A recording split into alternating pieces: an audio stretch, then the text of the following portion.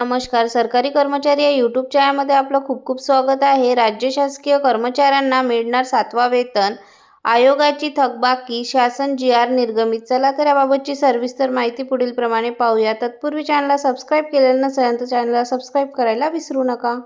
राज्य कर्मचाऱ्यांच्या बाबत दिनांक 12 जानेवारी 2026 रोजी 5 मोठे महत्त्वपूर्ण शासन निर्णय निर्गमित करण्यात आले आहेत. 1. 7वा वेतन आयोग फरक. मूकबधीर या प्रवर्गामध्ये कार्य करणाऱ्या अशासकीय संस्थांना सहाय्यक अनुदाने वेतन निधी वितरण करण्याबाबत निर्णय निर्गमित करण्यात आला आहे. तसेच पडसाद, अपंग उपचार व पुनर्वसन केंद्र संचलित पडसाद कर्णबधीर विद्यालय सिडको जिल्हा नाशिक यांचा 7वा वेतन आयोग फरक अदा करण्यास मंजुरी देण्यात आली आहे. 2. पदोन्नती. निवासी आयुक्त व सचिव महाराष्ट्र सदन नवी दिल्ली यांच्या आस्थापनेवरील कार्यरत वरिष्ठ सहाय्यक कक्ष अधिकारी गट ब राजपत्रित संवर्गातून व्यवस्थापक गट ब राजपत्रित या पदावर पदोन्नतीने पदस्थापना देण्याबाबत निर्णय घेण्यात आला आहे. 3. अग्रिम वाटप.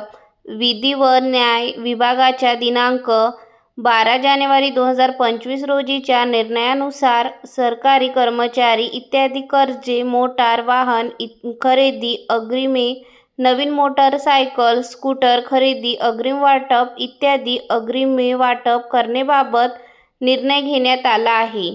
4. अंतिम सेवा ज्येष्ठा सूची. महाराष्ट्र वैद्यकीय व आरोग्य सेवा गट अ मधील विशेष संवर्गातील वैद्यकीय अधिकारी या पदाची दिनांक 1 जानेवारी 2025 रोजीची अंतिम ज्येष्ठासूची यादी निर्गमित करण्यात आली आहे.